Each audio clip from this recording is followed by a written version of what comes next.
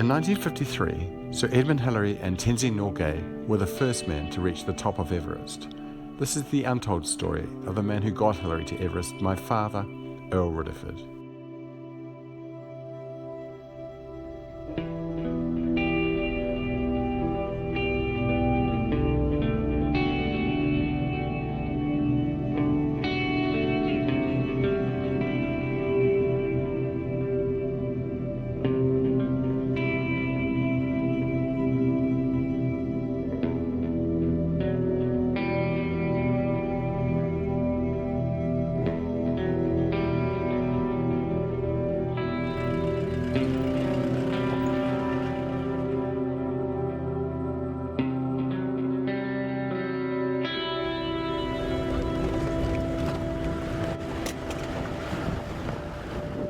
We were coming to the Himalayas in search of my father.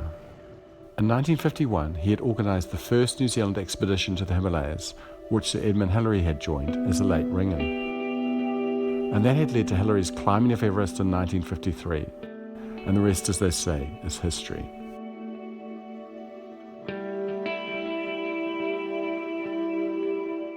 My father had died in 1989, and his story in getting Hillary to Everest had largely been forgotten, a small footnote to that extraordinary achievement. And then in his final autobiography, Hillary wrote some fairly damning remarks about my father, which upset my family and made us question what little we knew. Why had Hillary been so ungracious? Hillary was now New Zealand's most admired hero. He even outshone our great rugby legends. He was as close to a god as a mortal could be in our country, yet it had been my father that helped to get him there.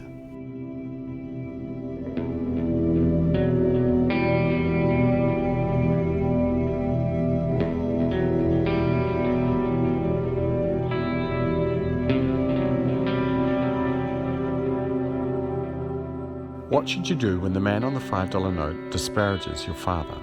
Should you question New Zealand's most beloved hero? Can any good come from that? History doesn't smile on the also-rans who should know their place and keep a dignified silence. The whole thing was unsettling and confusing. In the case of where you sit with that and what Ed Hillary had said about Earl Riddiford in his book, I agree. I don't know if there's a lot to be gained from trying to refute it or to even confront it. Yeah. But yeah, I really don't know. I mean, yeah, it's a hard thing for probably everybody still involved.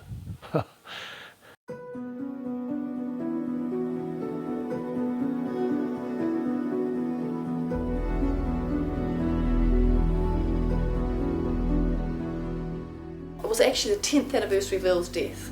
Oh. I was in the bookshop in Nelson, and I was, buying something else, waiting at the counter to be served, and I know the woman Susie Blackmore who works there, so I let her serve somebody else so I could have a chat with her, and I started leafing, and it sort of fell open on this page, and honestly I felt like tap on the shoulder, have you seen this, daughter? I never liked Earl Riddiford, none of us did. I wouldn't, I'd never shared a rope with him, which seemed to me the biggest insult you could. Why did he do that? Yeah. To say or imply about another climber that you would never share a rope with them is an extremely damning remark. It was the ultimate slur from New Zealand's most revered hero.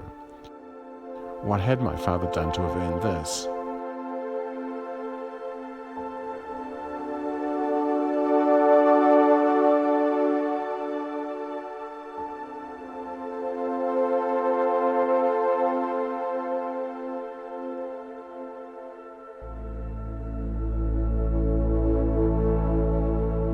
I mean, one thing we're aware of is you don't want to be coming across as sour grapes.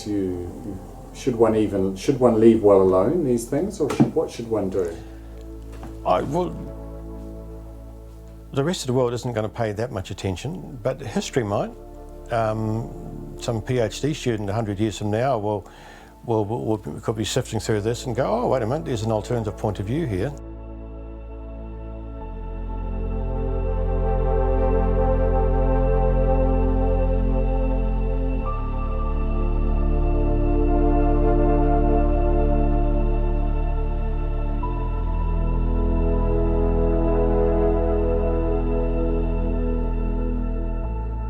no one's listening, but even so, you still had to. Well, someone will listen, yeah. But for your own life, you do. Did you discuss this with your mum? Did your mum ever talk about your dad's standing and his contribution, or? Yeah, I mean, I think she was very put out by that remark because they'd actually, she'd met Hilary quite a few times, and he'd come to lunch, and Exactly. they'd been a sort of, they weren't close friends, but they'd certainly kept. Yeah, they were climbing over the hills and things like together. Yeah. So she was slightly shocked at that last remark because it came out of a very different place than the Hilary that she'd known.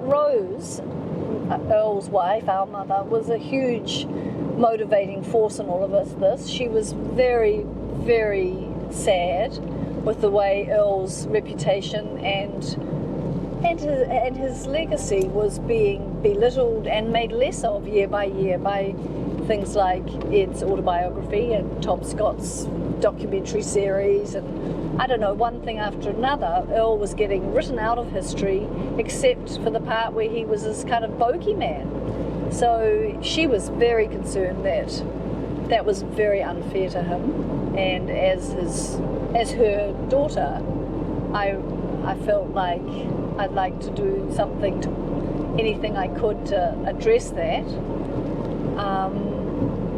Even if it meant finding out the truth. And that all happened in the early 2000s, just after Hilary's book came out, which started us on a journey that was to take nearly 20 years to unravel. Oh dear. That's marvellous. I think that was bound to happen at this point. Let's have a bit of a restack. My mother Rose had been very upset by Hilary's remarks. They didn't square with the Ed Hilary she knew. And in that period you saw quite a bit of the Hilarys from time to time, didn't you? Yes, we did, on good terms. Why did Except Ed was hard to feed. That was awkward. I made that dish that was very popular at the time with ham and egg and asparagus. And he didn't really care for that. I ended up by saying to him, well, I've seen a photograph of you, Ed, sitting on a rock eating sardines. So I got a 10. And you have those. We knew this was code for our mother's displeasure with Hilary's comments. She spoke in riddles and never really said what she was thinking. The scene of George Lowe and Ed Hilary. Whether Hilary's tin of sardines had caused how many pause was hard to know, but she had made her point. Having to decide who'd go with. Back then, we didn't know what approach we should take. So often My own relationship with my father had been fractious, and I was in no hurry to tell his story. I wasn't a climber, and had had little to do with that side of my father's life. It was my sister who was driving this. Well, we haven't quite got an angle on that. That's have what I we? mean. What is the angle? Why should Well, people that's want to- my sort of angle is that what created Ed Hilary, really? What created New Zealand climbers being the best in the world? That's my father peering over my sister's shoulder, by the way, curious to see what we were going to do. He had died 12 years previous, and what we could find of his story lay among some dusty old photographs, letters to his mother, and some voice recordings of public talks he had given. In truth, I had never been a fan of my father and was not wanting to glorify him. But my sister Anna was determined that we should not let Hilary's remarks go unchallenged. We had opposing views about my father's legacy, but when she rang to tell me that a meeting had been organised with a mountaineering historian, I found myself on an aeroplane with my camera. I mean, the problem is we've got this sort of version of history, the Ed Hilary version of history, which is the dominant version. It's like when Muldoon... But it's also evolved quite a well, bit, of course it has evolved quite a bit, and that's the problem. That's why if I'm doing anything on Ed Hilary, I go back to the Alpine Journal and his book High Adventure of that time, you see, and you get that's the earliest record. Yeah. And it's probably the most trustworthy. Oh, look at the Alpine Journal. It turned from a tiny, skinny little volume when I was putting them together last night in order in the 30s. It was, look, and it suddenly turned into a monster volume. It's got a complete set.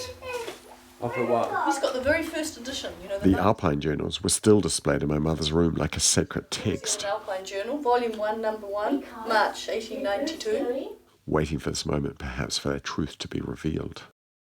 That's June 1934. So something changed.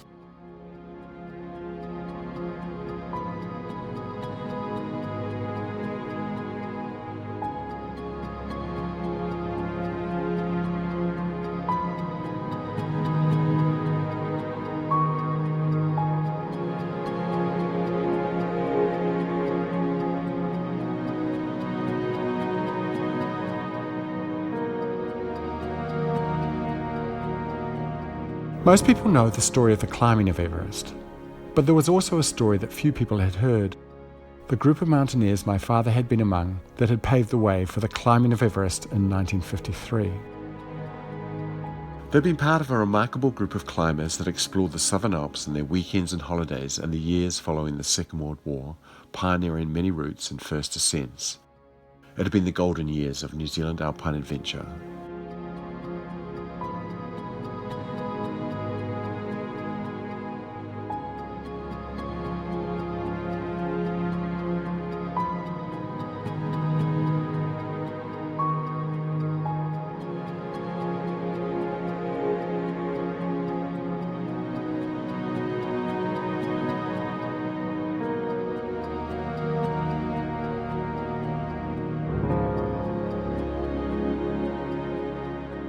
There was a growing confidence among the Kiwi mountaineers that led in 1951 to my father's plan to organise the first New Zealand expedition to the Himalayas. It seems like an extraordinary audacious plan for a bunch of poor university students living in the South Island of New Zealand trying to kickstart their lives after the Second World War. Who was this person, I wondered? I knew he loved the mountains. He'd even dropped out of law school for a while to go and work as a farmhand on the west coast so he could be closer to the Southern Alps.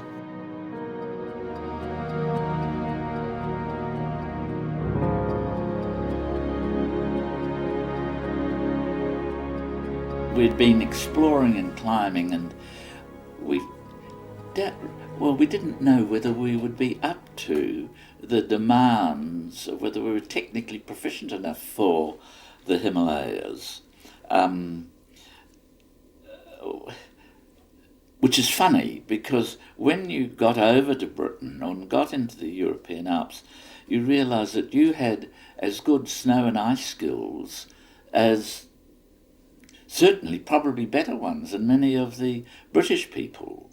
But New Zealand had always, like Australia, kowtowed to the home country. But we were wanting to get across and get more exploratory, get into this country. And when it became open again after the war, then people could see the possibilities.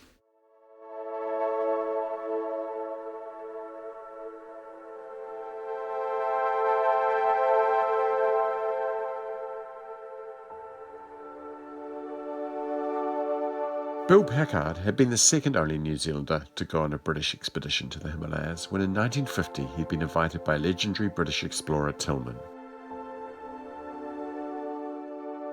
My father had been inspired by Tillman's accounts of his Himalayan adventures, which had led him to thinking that maybe it was time for New Zealanders to have a go.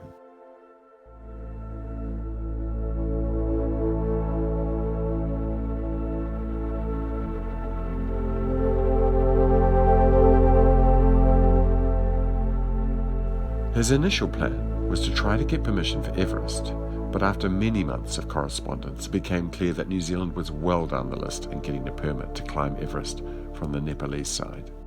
The whole region was in turmoil. China had just invaded Tibet and was on the brink of war with India, so there was no climbing Everest from the traditional northern side.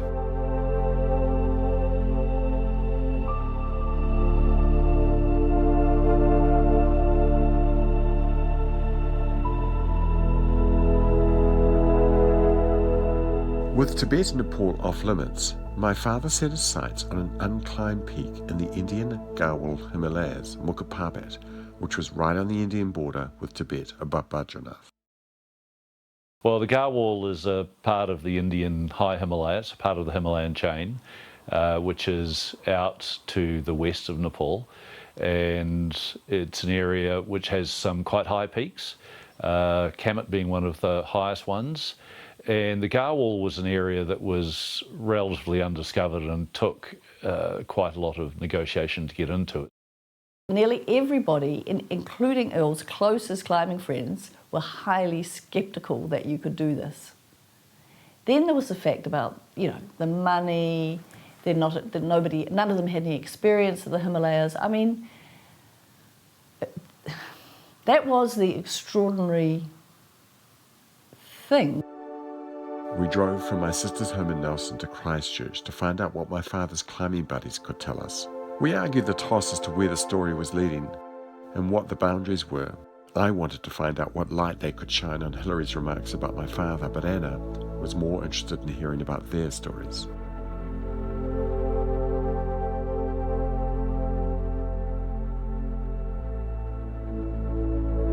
When I was still a student, I was just so much in debt, and actually it took 3 years before I got out of debt.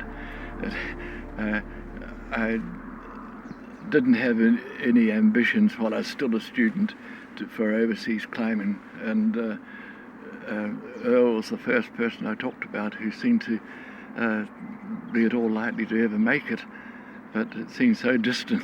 Earl had to find people who could go, and I mean, he'd been around the traps, and there wasn't anybody who had the time. I mean, that was 3 to 4 months off out of a busy career in your life, and put up that sort of money, and those sort of people are few and far between. You have to be pretty keen on the mountains.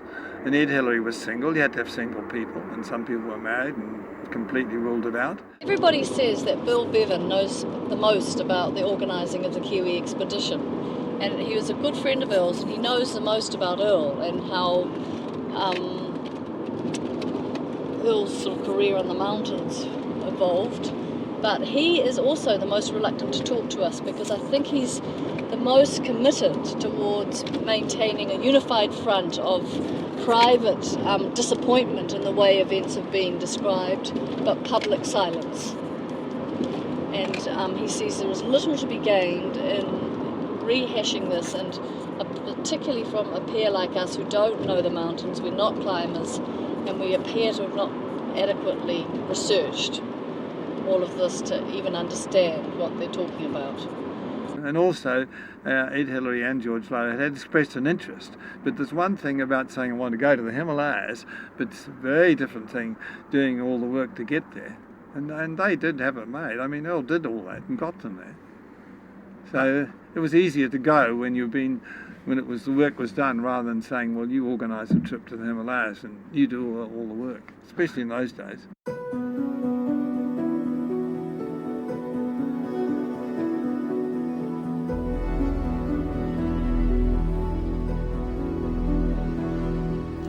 I gave this lecture and I sat down next to Earl, and he said to me, "How'd you like to come to the Himalayas?" And I said, "That would be absolutely great." I couldn't believe it. I presumed it was just a dream he had. Originally the party was to be Norman Hardy and Jim McFarlane and Bill Bevan and Ed Cotter from Christchurch, and none of those first three were able to go.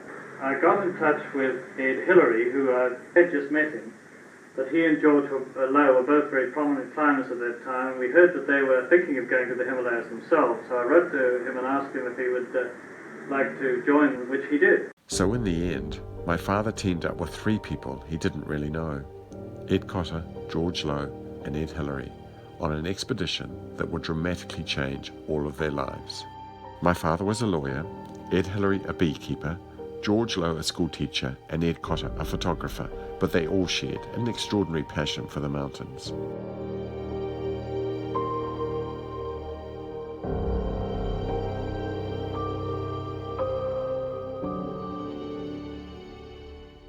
My father's old photographs were a kind of map for us. Large prints that he had used for his mountaineering talks had been stored in cupboards, gathering dust ever since. I had never been particularly interested in them. Tellingly, it was the camera that he had taken to the Himalayas that caught my eye. Now I began to look at them more closely. They were old and deteriorating, but I quite liked the decrepit look of them. Our father had never lost his love for the mountains. They were a kind of Shangri-La to him, a better place where real adventure could be had and maybe a more worthwhile life lived. We weren't a religious family, but if God was anywhere, he was staring at us from the top of a mountain. And this is the music God would have listened to as he was flying over the mountains. My father was mad about the Mozart opera Il Seraglio.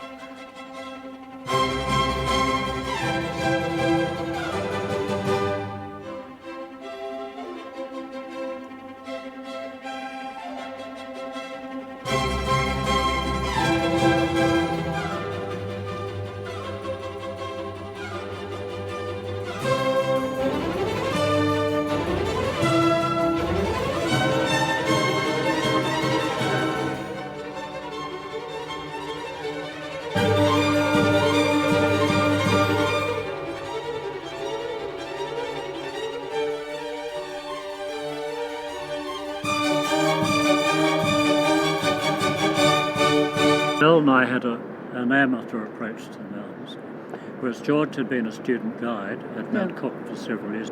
Ed learned his mountaineering basically from guides, because Earl was the leader of the team, and although the others didn't want to call him the leader once we were over there, there was quite a lot of confusion there. No, I mean, there was a photo of four of us sitting outside the dark bungalow, and there was one chair like this. Yeah, they put you on the chair. No, they were all arguing as to who should sit there, so I just went and sat down. Yes, you see, Rose was looking through these photos and she goes, why is Ed sitting in that chair? That is very odd. Why does he have to sit there? Because they were all arguing about who should have the right to sit there. So I just sat there.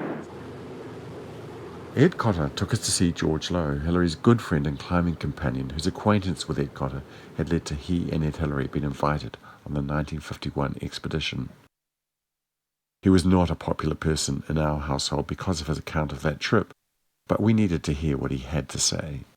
There was a story, and you're all here, and it's a wonderful thing, to be able to get your first-hand accounts of what happened. Yes. Well, it was because Rosemary was upset about, and you, about what I'd written in the book, that I approached Ed at Mount Cook when he unveiled his statue. You read that in the shop, didn't you? Yeah, I was just casually in the shop, George. I'll get some glasses and see. What was I doing? Buying something else, and I picked up this book and opened it. And by coincidence, it turned out, I didn't know this, but my mother told me it was the 10-year anniversary of Earl's death that I did this. I picked up this book. Yes. I may have looked up Earl in the index, I don't know, but I opened it up and right here, and it said, I respected Earl's dogged determination, but I can't say that I actually liked him. None of us did. And I'm sitting on my seat at the bookshop and nearly fell off it. Yeah. On no occasion did I share a climbing route with Earl, and I had no wish to do so. Okay. But then when it came to organising things, we got on reasonably well together. He had his particular skills, and I had mine. And there's quite a few comments like that, as a matter of fact. Jeez, I haven't read that book. And it sort of got me going. I thought, well, after a couple of years, and when Graham Langton talked to us, I thought, well, maybe we'll go and I'll go and talk to these people and ask them. Ask these ones that are still alive. Yeah. You know, when I got brave enough, I thought, well, first of all, I thought, oh my goodness, he was that awful. Nobody liked him. So we've asked Norman and Bill, and they seem to like him. But I know it's a hard thing to come and, you know. So is this what triggered you to come? Well, emotionally, I think that's what got me started. Yeah. What was Earl like as a climber? He's a very good climber, but he was interesting that he was nearly always slow to get going. He was a good climber. You mean after he started or getting ready? Brushing his hair. Yes. He was not physically strong, was he? Would we say that? You know, he had great strength of mind and strength of determination. but he was in physics, and from the jobs that he had, he very often arrived on these expeditions it's comparatively unfit. Yeah. But on planning, reading up, and getting it all sorted out, he was remarkable. This photograph really says it all. My father weedy, gaunt, and an unpromising physical specimen, and Hilary fit, athletic, and upstanding. Which one would you pick to climb Mount Everest? But my father was a very determined man.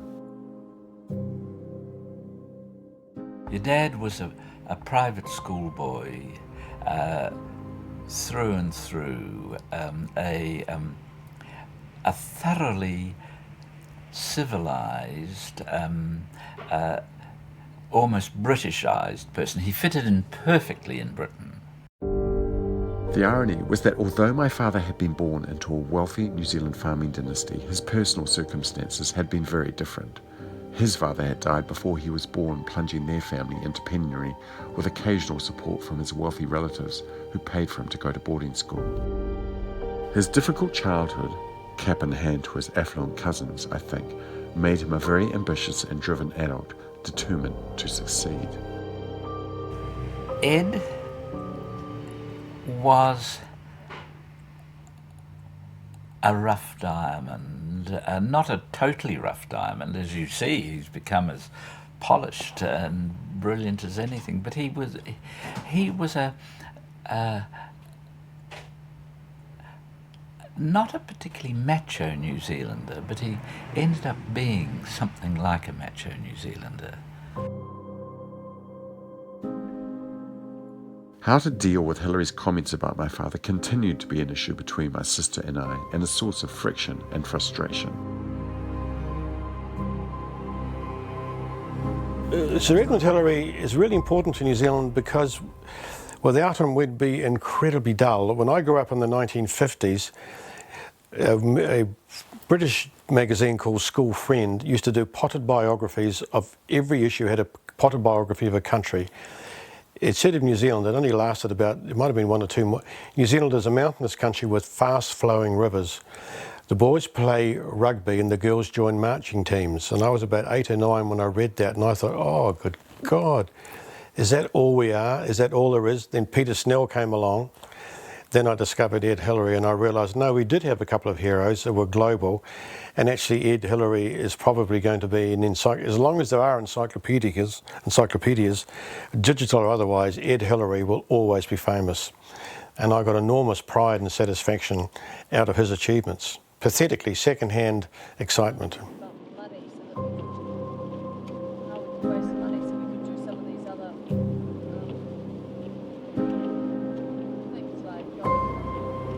Back then, we seemed to be constantly driving between my sister's house in Nelson and Christchurch to find out what we could from my father's old mountaineering buddies. We listened to a tape that had been made of my father talking about his early mountaineering experiences in the Himalayas. Do you want me to do it now? I'm just turning on the speaker, yeah. I've got the most tremendous amount of pleasure out of dragging out the Alpine Journal. He doesn't sound horrible, does he? In some cases for about 30 years. I wasn't really focusing on what my father was saying, but thinking about how my sister and I had started on this journey, which wasn't something I imagined I would ever do. Did I really want to revive them, or leave things as they stood? Anna was determined to press on. There was no denying my father's achievement in just getting the expedition away. As they were preparing to leave New Zealand, the country was gripped by New Zealand's largest ever watersiders dispute, the 1951 waterfront strike. The ports were in lockdown and it seemed like the expedition was over before it had even begun. Hillary suggested they postpone, but my father was not about to give up. With some deft manoeuvring, he managed to get their gear on the last boat, able to leave the port. Tremendous troubles with the shipping strike. Remember, there was a great shipping strike in 1951. There was no freight at all for some considerable time. So I got hold of a friend who was travelling over. He took it as most of our gear as passengers' baggage. And we flew across, the 4 of us, that was Ed Hillary, George Lowe, Ed Cotter and myself. There were 2 Eds, which was confusing. It was a curious thing to me that in most of the photographs, my father was often looking away from the camera, as if preoccupied by something else. Almost like he didn't belong in the picture.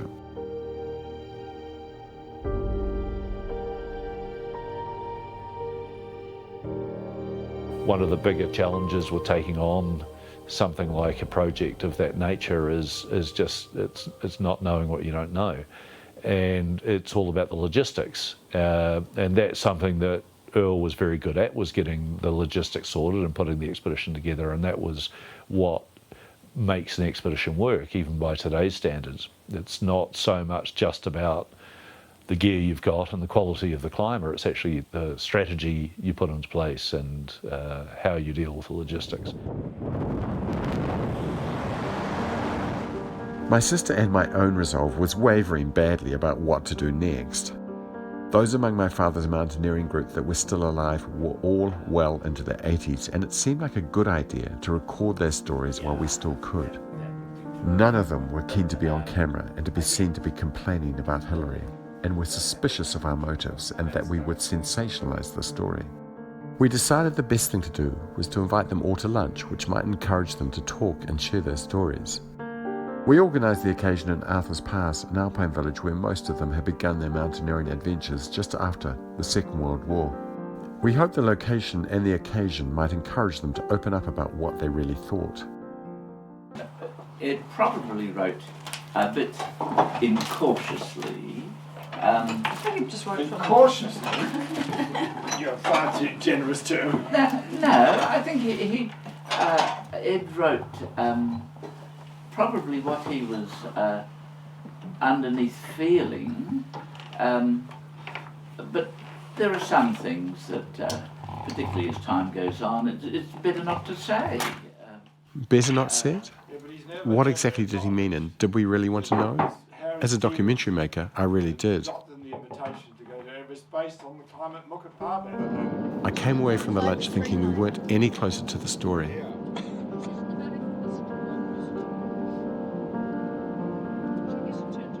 I don't think it would have made a lot of difference. I did try with Norm. I didn't know how it worked for me to be asking questions. We debated it backward and forward. We had certainly got some good mountaineering stories, and the lunch had been unquestionably worthwhile in recording their accounts. They were all remarkable climbers, and their achievements had paved the way for Hillary's ascent of Everest. Yeah. Well, I don't think that will do it. My sister and I were divided over what to do. The lunch seemed to pose more questions than it answered. It didn't seem like we were any closer to understanding why Hillary had said those things, nor did it feel like it answered any questions about my father or resolve anything for me. In the end, we decided to leave the Hillary question well alone. And that's where we left it, not really having settled for ourselves Hillary's remarks, but choosing not to take the thing any further.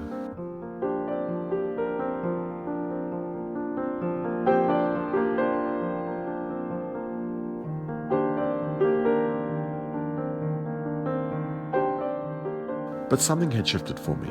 I hung the photograph of the moment Hillary and Lo turned back on the mountain they had gone all that way to climb in the Himalayas, and my father and Ed Cotter continued on to the top. It made an interesting talking point and was the first time I had hung any of my father's mountaineering photos on my wall. His photos had always hung in my sister's houses, but only now did I start really noticing them. He had even made a number of the photos into table mats, and we had dined on them as children with no further thought. They were part of the landscape of our family, but now they seemed to be reproving me. And so a decade passed. My mother died and the family all came together for her funeral. Both our parents were now dead. Maybe that was truly the end of this chapter of our lives. My father had been problematic, and it had not been an easy marriage. But she had always championed his achievements as a climber, and she had started us on this journey. My three sisters, Sarah, Anna and Belinda, did battle over my mother's knickknacks while I opted out by filming the proceedings. Clearly, I hadn't completely given up on the documentary. I have to take an get my water bottle from the fridge, please. They're all just so exhausted. How how would you feel if I had the box plant and the little thingy? Certainly, I didn't feel like I had done justice to the story, and there was a sense of unfinished business.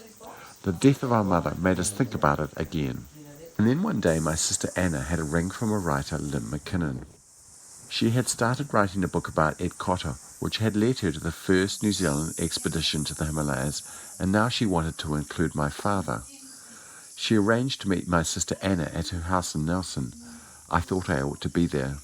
I think we all understand that we're going to balance the story without any obvious vitriol. Well, I think in the spirit of Ed Cotter, without rankle, just trying to tell it accurately, but with no... Lynn brought Ed Cotter, about whom she had started writing the book. 10 years had passed and Ed Cotter was nearing his 90s and we were still making the documentary. No axe openness, I guess, to grind, but this is redressing an injustice. Well, the vast majority of New Zealanders will be adherents of the Hillary faith, and they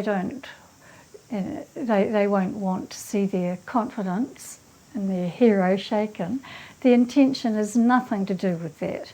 That's why I think that we restrict ourselves completely to the facts of the Himalayan expedition and to some commentary by authorities who have told, in their own words, their dismay to some extent of how Riddiford was portrayed. We attempted to explain to Lynn why we had come unstuck with the documentary and the difficulty we had in getting my father's climbing buddies to talk about what Hillary had said. Why Ed Hillary had written those very provocatively unpleasant things about Earl in his book. And we started off at my mother's place with Graham Langton, and he really encouraged us to make it and people to talk to. But what happened? Why was I? But what happened was that both Bill Bevan, but particularly Norman, really didn't want to sound like Sal Grey. They thought that you might tell a sort of sensationalist, exploitive documentary, and so that made them very reticent and hard to draw in. And as we drove away from the lunch, Richard said, well, that was a waste of time, we might as well throw it in the bin. And from then on, it was a real tussle. I think it's an inherently interesting story, but it is. It would be so much better if we had, maybe if we'd had a bit more self-belief. How did your mother? Yeah, but she must have. She just was so upset, and she went to a book signing of Ed Hillary's and slipped a note in his pocket. Oh.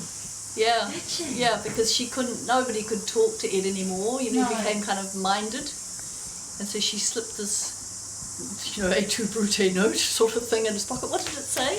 I thought we were friends, or. She was plotting something, but I think Bill was going to write a letter. And Bill and Norman did, and Lynn's already found mention of that. How Norman said that Hillary would never talk to him again, but never mind. They did write to him. I think quite clear that for Ed Hillary to have taken that approach, he must have been harbouring something which is intangible at this stage, and I think that it's very difficult to understand how he could do that when he owed so much to Earl Riddiford. That everything, there are plenty of people who will say that without Earl Riddiford, Hillary would never have made it to Everest. So, to be so ungracious in retrospect when he was apparently friendly, superficially, I don't think it's an admirable trait. After all, we are talking about the first New Zealand Himalayan expedition. We're not talking about a British expedition. And I do feel strongly, knowing my father, he really was the person who was capable of that kind of vision. Yes. That was a lifelong characteristic of his, to be that positive, that optimistic, that enthusiastic, to really go big. That's what Ed keeps saying. That was his extraordinary quality, and what he really, besides that determination. He wrote stuff down on that. Organisation. Yes. It was really, he was a very, very good organiser. But also he had this incredible resolve. We did not grow up with the tall poppy syndrome in our house. No. We had, if you can do it, you can do whatever you want. You just have to. We had the opposite of, you're not good enough. You just need to, ours was, think bigger.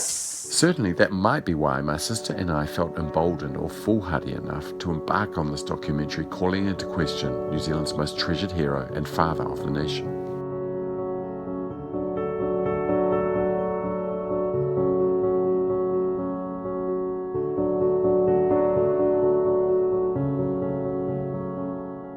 Very difficult as a family member to not feel like you're on your private quest that's to do with, I guess, just partisan family feeling.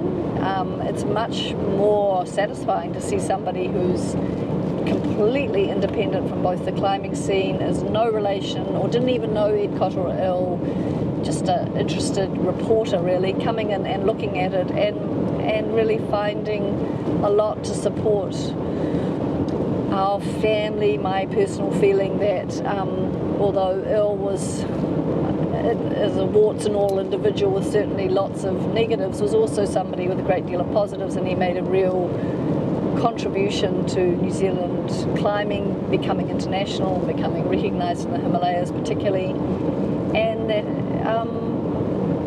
there's been some degree of unfair slighting of him, I suppose. The way history is written and how events are shaped by their biographers, in the end, determines how we remember them.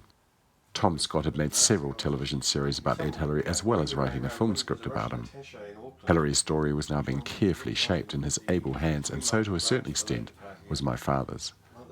You wrote Hillary's last biography, didn't you? Well, here's a story about his ambition, which I wasn't going to tell you, but I will tell you. He said to me, Tom, will you co-write it with me? Oh, you sure, Ed? Yes, you co-write it.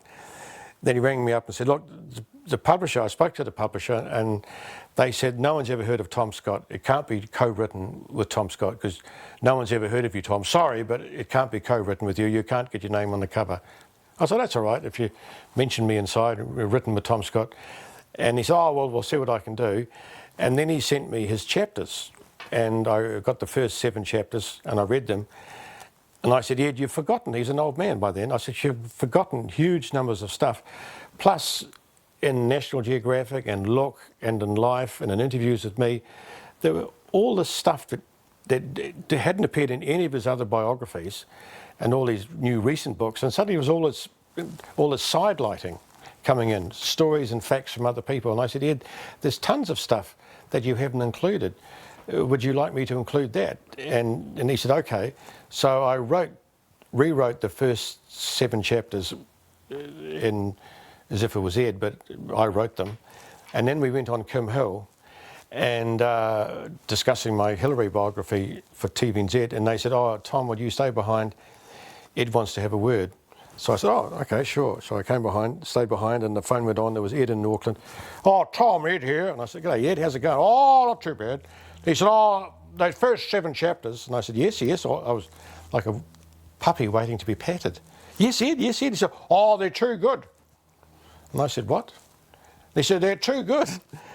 And I wasn't quite sure what he was saying. And I said, I'm sorry. He said, they're too good. I wouldn't write that well. Don't rewrite them like that. And I just he wanted me to provide it with information which he would choose to use or not use. But those first 7 chapters, which don't include the remark about your father, by the way, those 7, he didn't change them. I'll go back to his original version. He kept them, and that was material I was going to put in my own book. My own book on Ed was completely made redundant by the fact I gave all the obscure, obtuse stuff I pumped into his book. The first 7 chapters, which were too good, he didn't change a word of. All the other stuff I provided, he kept again. And I get thanked in acknowledgement as, well, I'd like to thank Tom Scott, has been a great help. He didn't say Tom Scott, who wrote the first 7 chapters, and lots of other stuff. But I got paid, and I got acknowledged, and I got a nice little hand script. But I thought, oh, this is probably how some of the other climbers feel. Ed was not an overly fulsome, generous man when it came to acknowledging other people's contributions. So the book I was going to write could never happen. Since I read the book in 1996, I think my feelings have changed. I would say they've matured. I don't feel there was any basis to what Ed Hillary said. I never liked Earl Riddiford. None of us did. I feel quite confident and happy that Earl had many friends and was well liked in the mountains. That was a weird statement of Ed's, and very interesting for us to pursue, because it tells you a lot more, in fact, about Ed Hillary than it did about Earl. And that's how my feelings have changed. I used to think that comment was a reflection on Earl, and now I realise it's a reflection on Ed. I had a sneaking suspicion that maybe Tom Scott had written the lines that offended my family so much. It appealed to my sense of irony that it might not actually have been Hillary that wrote it, but his biographers who were in the business of redrafting history. What galvanised my sister and the family was that, I should say that I didn't like my father a lot when he was alive either, so it wasn't a shock to read that, but it was upset my family, and it was an interesting point to start a documentary. And what's your thought about that? I thought maybe when I heard you ghost wrote it that you might have inadvertently wrote that. No, I never wrote that line. Well, I had no basis to say that. I never met your dad, so I would never say that. If I wrote it somewhere, it would have to be a quote from someone. And I didn't write that line. No reason for it. Yes, I was worried about that comment, because at that time, I was not that far out of still not liking my father very much myself. And there were lots of things about him that were quite troubling. And so I was like, maybe he was a horrible person, and a much more horrible person than I realised. But as time has gone by, my own feelings and love for my father has become much more dominant than those feelings of not liking him. And so I'm able to stand back from my own defensive position and see that it was about Ed. So Lynn coming into it and really finding exactly the same thing as we did is very rewarding, and feels like something's been laid to rest, really. When we met with Lynn, I think really, the first time was this time last year, but then in June, as I've been freed to realise that in fact Earl has left us a great legacy himself in the mountains and exploring his achievements. And before I was frightened by it, because I thought, he was this dubious figure in the climbing world, but now I realise that's not true, and he has left a great legacy, and we're, as his children, are able to explore that and make the most of it.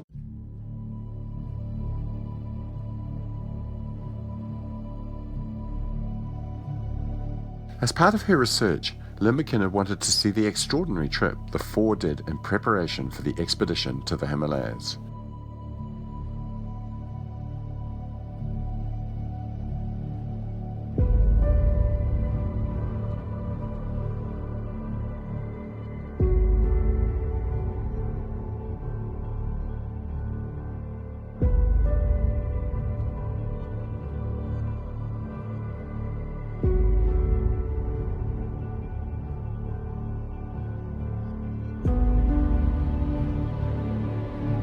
It was a very difficult route along the knife-edge Maximilian Ridge to the summit of Elie de Beaumont in the Southern Alps.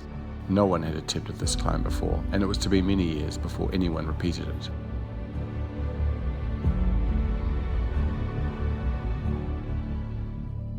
Ed Hillary and George Lowe teamed up on one rope, and my father and Ed Cotter on the other, both teams jostling for who would lead, a tension that would play out right through their expedition to the Himalayas.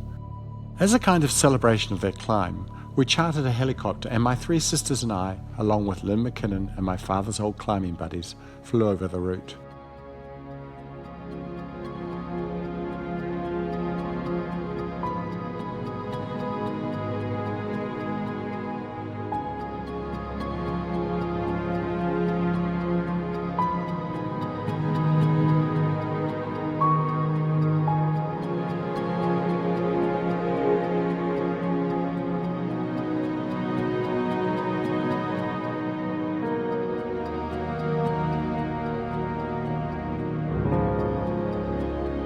It was an exhilarating moment, and it felt like years of doubt and negativity I had had about my father were beginning to fall away.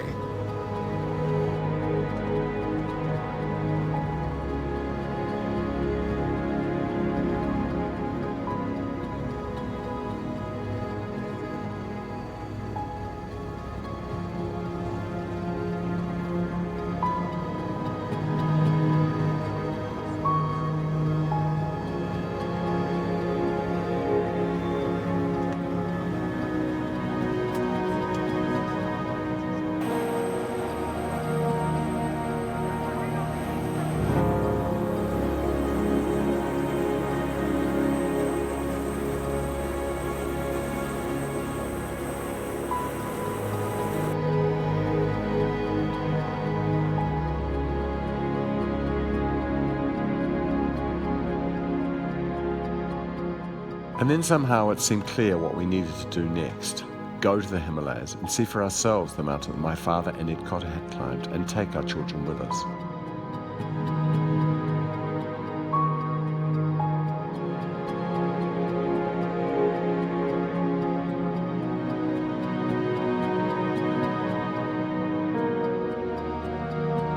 We're about eight kilometres from the border with China, and finding our camp spot for the night. This is the way into Mukaparbit up the Chamara Glacier. And just looking at that, looks like there could be a track. At least we're not going to have to find our way entirely over the moraine end tomorrow. So that's cool. Just come along a bit and we'll just see if there's some more place in there where it starts. Okay, walk.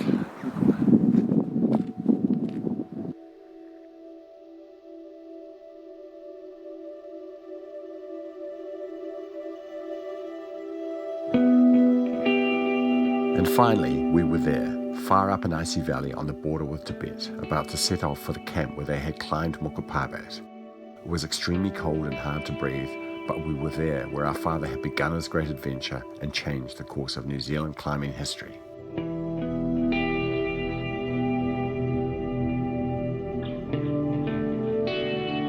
That's my father, before he lost most of his body weight from dysentery, attempting to wrangle the porters.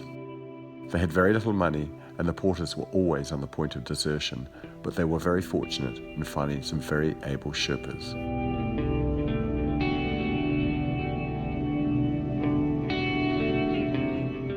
My father, who'd been extremely sick, struggled to regain his health. After all those long months of planning and effort, it was touch and go whether his body would be up to the high altitude ascent of Mukaparbit.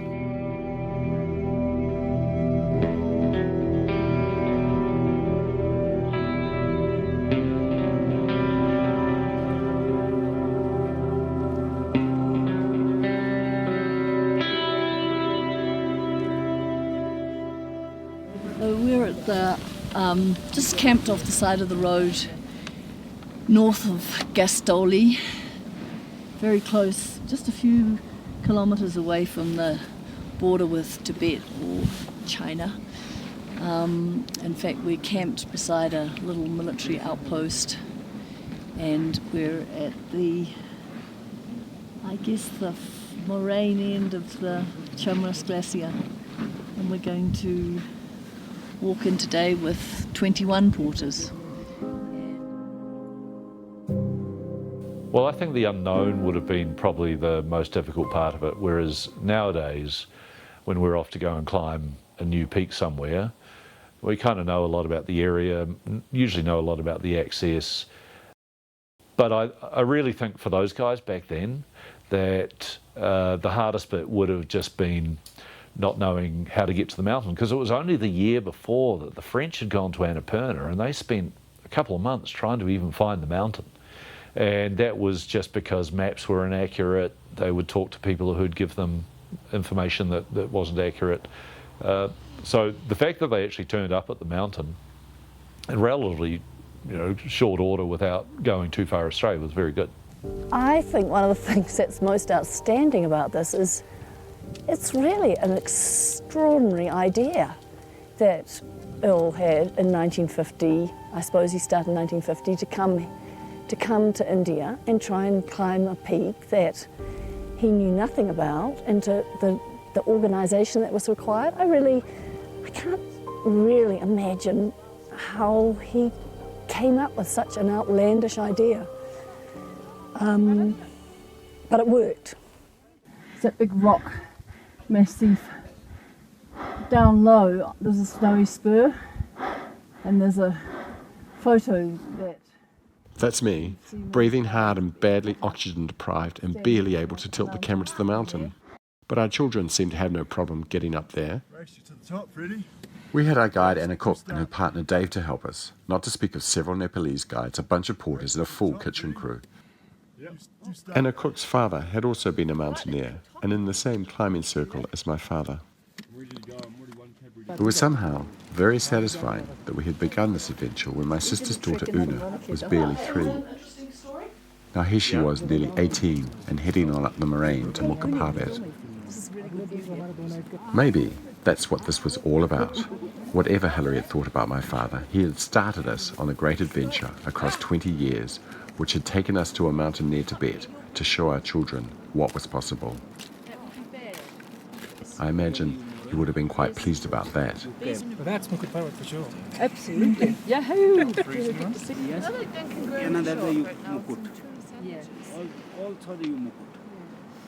Their base camp was just a little further up around the corner here, with a side view of Mukut Parbat. Where else do we want to get to? Well, we'll make a camp up at Camp 1, and then tomorrow we'll just cruise right on up the glacier.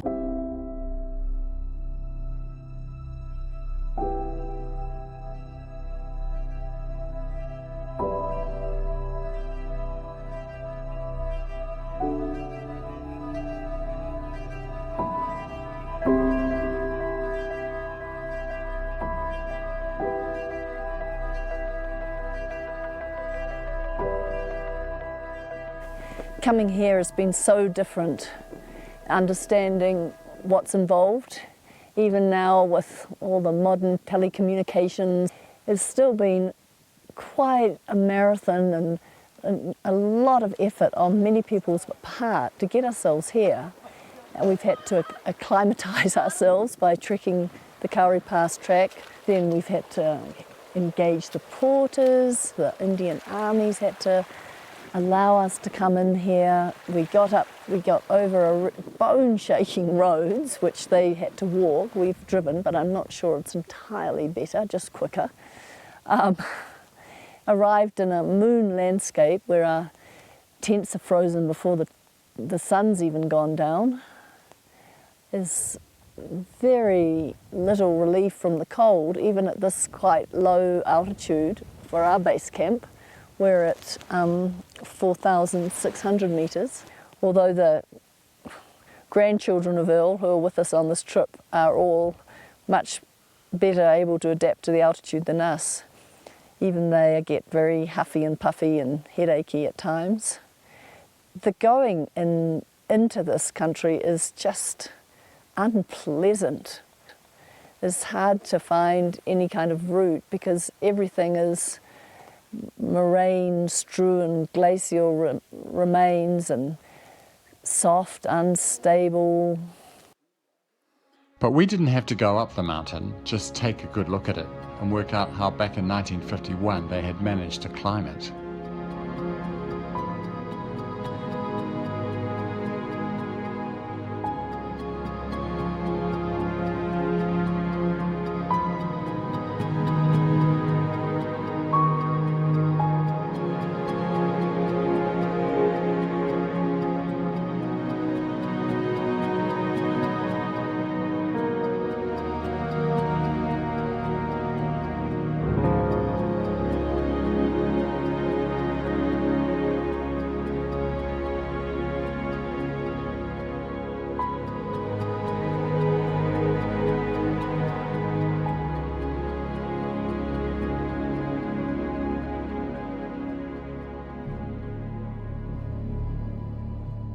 Finally, the day had come to try and climb the mountain they had come all this way for.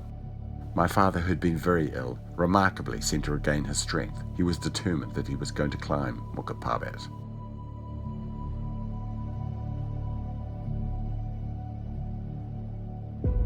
Ed Hillary and George Lowe were on one rope and Ed Cotter and I on the other with Passang in the middle of our rope. The main trouble was the southerly wind, almost gale force and bitingly cold.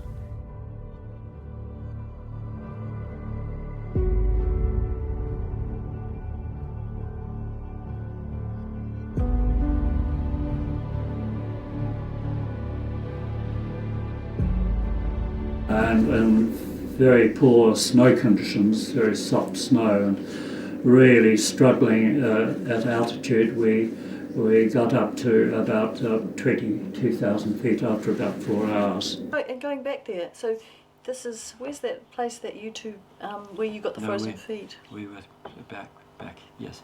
It was quite a long way back, and they had to drop some height. I was probably that one there too. Yeah, and they dropped some height for some distance, and we went back to look after it. Oh, that's the shot. There's the shot. When, that's where we parted company. We parted company there.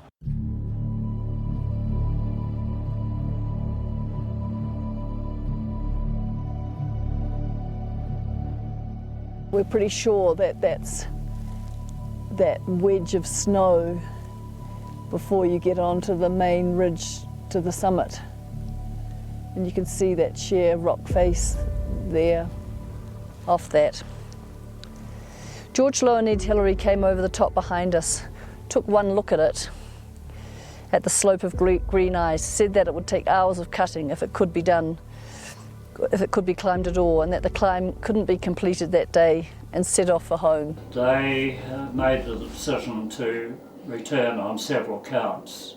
One was that George's feet was having difficulty with them. The other was that the summit was going to be unattainable that day, and Earl was still undeterred by that and decided to have a look over the small peak down into a little col, I suppose you'd call it. Beyond that rose straight above us the ridge towards the summit. It was steep, the ice was green, very, very hard ice, but Earl chopped down onto this little col and then started cutting up the other side just to have a look. It was the photo that I had hung on my living room wall as a kind of defining existential moment in my father's life, when he and Ed Cotter went on and climbed the mountain and Hillary and Lowe turned back.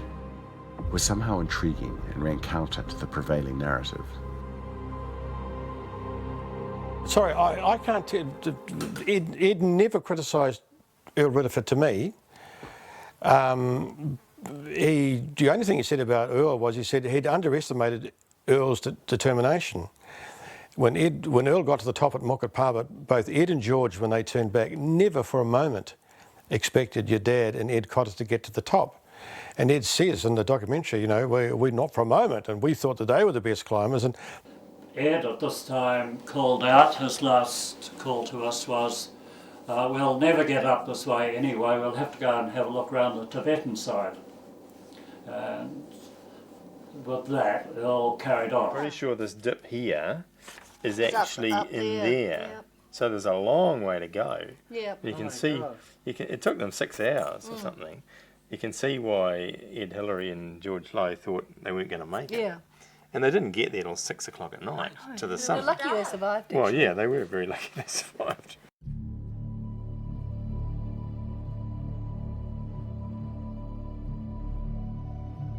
I suspect Hillary and Lowe figured they didn't have a chance, the other three, to go on and summit.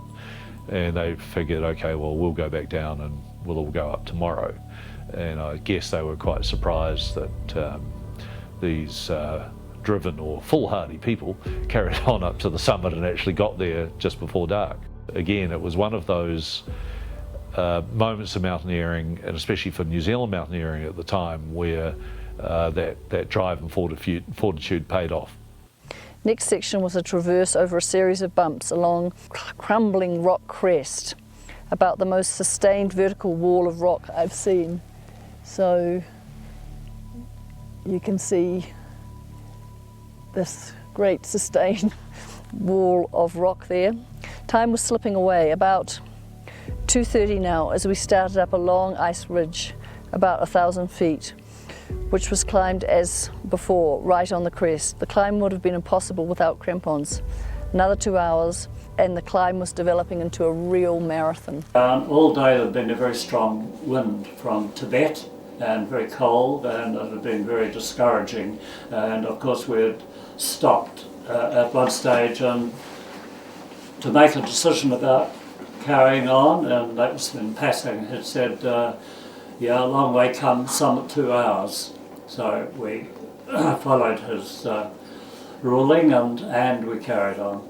And it was a struggle even to within 20 or 30 feet of the final summit. We were not quite sure whether it was really worth the final effort. One step slowly after the other, never knowing literally up to the last 50 feet whether we would make it. And at last, 5:45, the top. Salute and a handshake from Pasang, and in a moment Ed Cotter joined us. Wonderful view of the yellow plains of Tibet and a blue tinted glacier in Tibet below. Karmat just about across the way, and a blessing, a little basin on the summit giving the only shelter of the whole climb.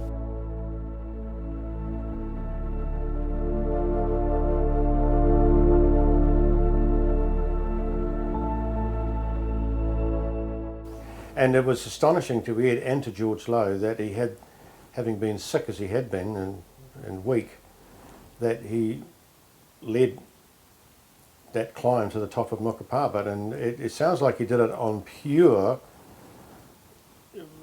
can't have been totally pure, he must have had a base fitness somewhere, but most of it sounds like sheer ferocious will and determination. Were you aware of that growing up? Well, very much so. That was, made it a very difficult road. All the efforts of Bill Riddiford and my father Ed Cotter and Pasang getting up Muka Parbat was what finally led to Hilary being able to climb Everest, and that was obviously getting the opportunity, the success of Earl and my father and Pasang on Muka Parbat, but also all of the skills that were learned along the way. Hilary coming from New Zealand straight to Everest probably would not have done it, but because they went to Muka Parbat, they went through those challenges, and possibly because Hilary didn't summit that time, that he picked up some drive to know that he wouldn't let that happen again.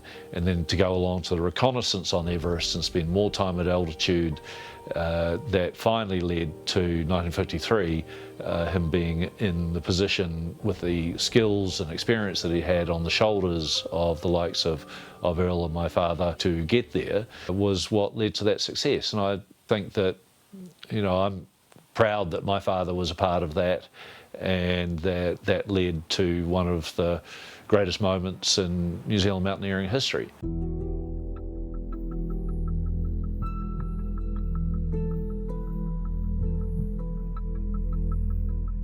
The first ascent of Muka Parbat by my father, Ed Cotter, and the Sherpa Pasang was not only a great achievement, but was a moment that was to change the fortunes of New Zealand mountaineering in a spectacular manner and open the way to Everest.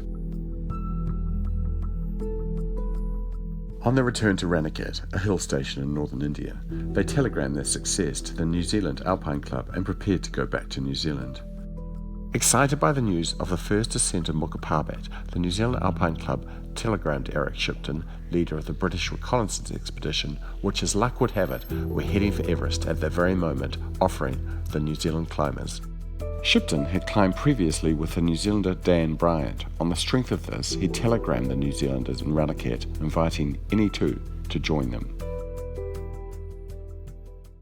The 1951 British reconnaissance to Everest was not the year they climbed the mountain, but the expedition that was to work out if it could be climbed from the Nepalese side. Confusing, I know, but geopolitics had just changed everything. The British had previously tried to climb the mountain from the Tibetan side, which was no longer possible, as China had recently occupied Tibet after the communists had finally taken control of the country. This was just at the first period that Nepal was opening its borders. It was a kingdom, and they'd never been invaded by the British.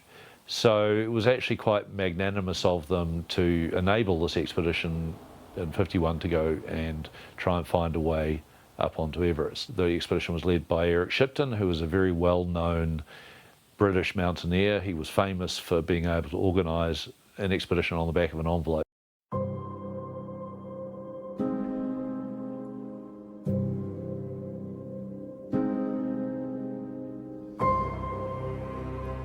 That night in the Westview Hotel in Ranakhet was to be a defining moment.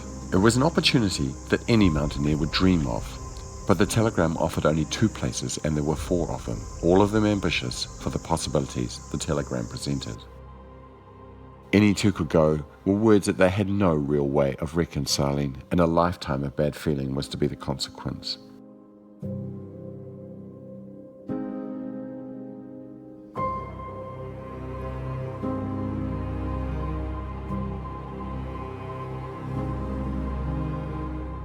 We had a night of discussion, recrimination. Why should you go? Why can't I go? Let's draw straws. I think you should go. This sort of stuff. It's a very difficult one to sort of deal with, but it certainly split us apart, there's no doubt. Had you got on comparatively well before that? I think we got on, well as such, but with with what happened,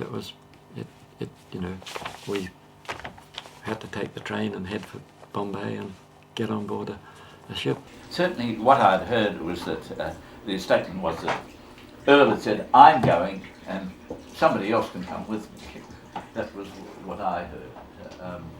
But that was second hand, not directly. Yeah, I'm not sure I recall that. Well, the version that I heard, of course, was Earl's version. But I tackled George Lowe on the Bowen expedition. And the tent was Norman when we were up there in the tent one time. And George came out real strong that, Earl had no right to go, he was the fittest, and he denied George Lowe the right to go. I don't think there was any real disagreement about Ed Hillary should go, because he was unquestionably the fittest of them. Yeah. But I think it was really between my father and George Lowe. That's where yeah, and I think George, Ed thinks that George didn't deserve to go. The view I take on that is that Ed felt that George had already cost him one peak, Mukut Parbat, and Ed felt that threw his lot in with Earl because Earl was more reliable. He was more likely to get there, and George had run out of money anyway. George was very bitter about Earl. I've spoken to George Lowe was more critical of your dad than Ed ever was. How they dealt with the fallout is quite telling. George Lowe came out with both guns blazing in his book, Because It Is There. My father replied with a letter to the Alpine Club. Hillary's telling got progressively negative, and Ed Cotter pretty much kept his own counsel and left the room. I can't help but sympathise with my father's case, as he had organised the trip, got them there, and then along with Ed Cotter and Pasang climbed Mukut Parbat, which had garnered them the invitation. Eric really, later on, when talking to him about it, he said he was very concerned about, because he said when he'd sent this telegram, any 2 of you can join us, he hadn't given it any proper thought at all. And it was just like sending a big parcel through them, what's the name, that blew you apart. So Earl and Ed had the resources to be able to get there, and the 2 of us were absolutely flat. So in the end, George Lowe and Ed Cotter took the ship back to New Zealand, and Hillary and my father journeyed through Nepal to join the British Everest reconnaissance expedition in 1951. Although Ed Cotter never did get to try his luck on the world's highest mountain, his son Guy Cotter was to become one of the world's leading mountaineering guides on Everest. So I first went to Everest in 1992. Went there to work as a mountain guide along with Rob Hall and Gary Ball on the first commercial expedition that they ran as adventure consultants to Everest. So I've been there 7 times to climb it. 5 times I've summited. A couple of times I've been involved in helping people down who got into trouble while the rest of our team went to summit. I took over the reins of adventure consultants after Rob Hall passed away in 1996 on Everest. I went back in 97 and have accompanied adventure consultants ever since, and we've been guiding mountains all over the world. Mountaineering's been a passion of mine that I picked up from my father and my first exposure to the outdoors. Time has an interesting way of working things out. Ed Cotter and my father's climb of Mukapabat had sent Guy Cotter up Everest and brought me back here all these years later to make a documentary I had been sure I didn't want to make. It was time for us to leave Mukapabat. It had been an extraordinary trip. We all felt so lucky to have come and finally understood what an important achievement it had been.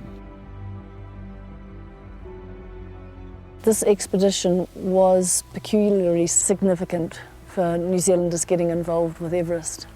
If they hadn't climbed Mukapabat, they wouldn't have been invited to go on the reconnaissance. If they hadn't gone on the reconnaissance, they wouldn't have had the contacts with the British climbers who subsequently were involved on the Hunt 53 expedition that successfully climbed Everest. And I'm not even sure that we would have had that involvement in Nepal that has formed such a special relationship over the subsequent 60 years.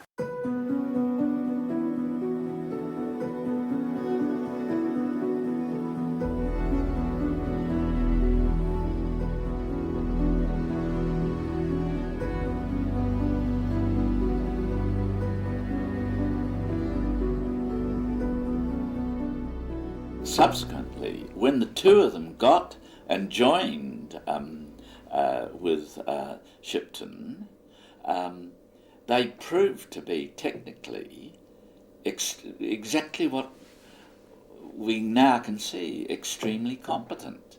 And it was those two, the New Zealanders, who really worked out that you could get up and got up the Khumbu Icefall. Because that sort of ice work was totally beyond the experience of anybody else on that trip, except possibly Shipton. And I think that established the, as it were, the right of New Zealanders to be being Brits in every sense of the word on an expedition to Everest.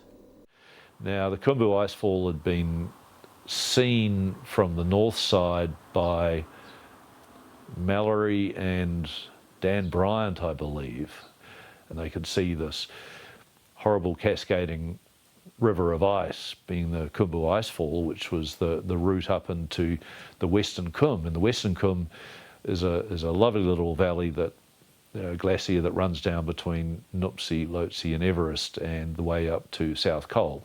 Once you're in the Western Khum, the way to the summit is quite clear, but the Khumbu Icefall itself looked and has proved many times since to be a very treacherous and dangerous approach to the mountain. But from the Nepalese side, it's really the only way to go. Saw for the first time that it looked to be possible to get through this icefall and get up to the South Col and climb Everest that way. The first trip we did up the icefall was Passang, and Ed was ill. He had some kind of bug. Passang and I went in one party, and Tom Dillon and Mike Ward in another. Then we went by different routes. They went up this side, and we chose a route up this side, and we got a fair way up the icefall. And needless to say, the others didn't get very far at all. They were terrific climbers. They were great mountaineers, but they just were not used to that sort of thing at all. They didn't really have a clue as to how to get through an icefall. But we went a fair way and came back, and then the whole party went up and got some distance up the icefall. And then, somewhat to our rage and fury, Shipton said we were all to go away and do a reconnaissance elsewhere and look around. Of course, I mean, I was rather naive. I never thought at the time, but I suppose that he had 4 Englishmen who were completely unacclimatised and couldn't really do anything, and 2 New Zealanders bounding around fully acclimatised, and it wasn't a situation which he wanted to exploit a little. So we dispersed. I mean, of course, our view was we could have given the South Collar Fright sort of thing, but I don't know how far we would have got, but we certainly would have liked it.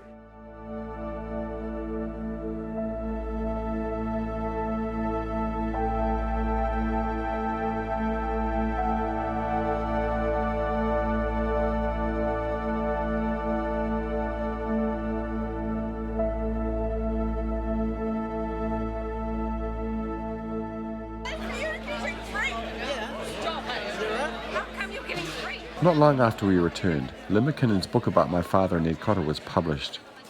It seemed like a very satisfying final chapter in a long journey of discovery.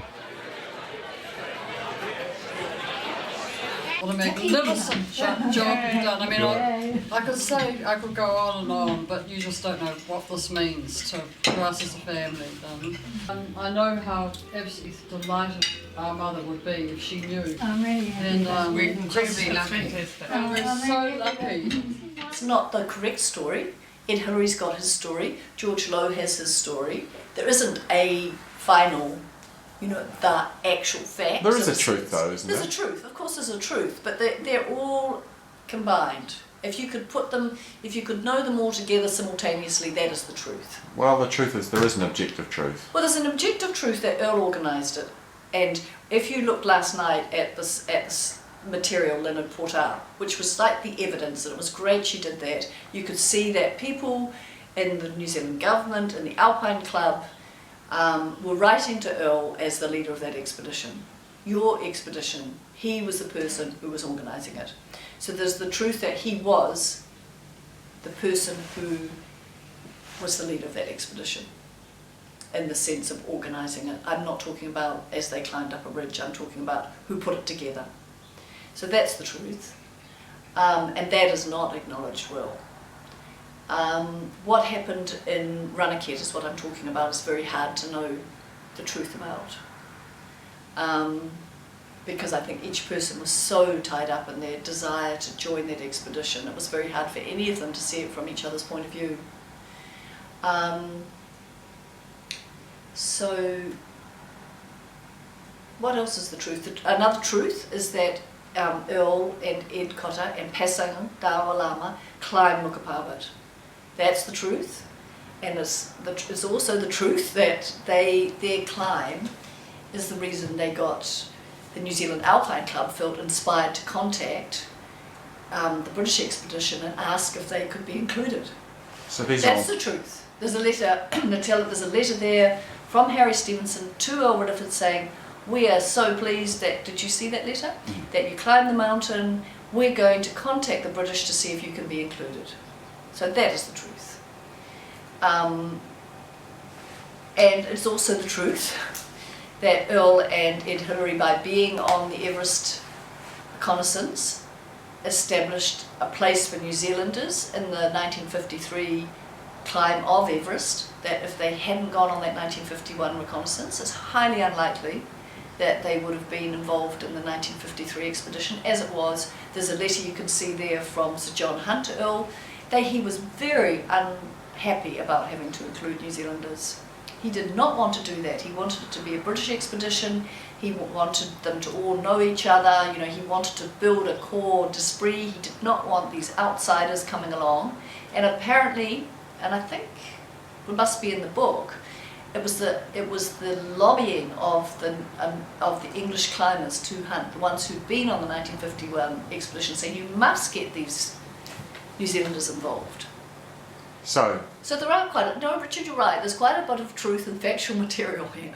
Having begun this story more in Hillary's camp than in my father's, and ending it feeling much less conflicted about my father and with a lot more respect for the extraordinary things he achieved, it occurs to me that maybe Hillary was laying down the gauntlet to me and my family and daring us to find out for ourselves what happened. So thank you, Ed, for pushing us out the door and up the mountain to look a bit further.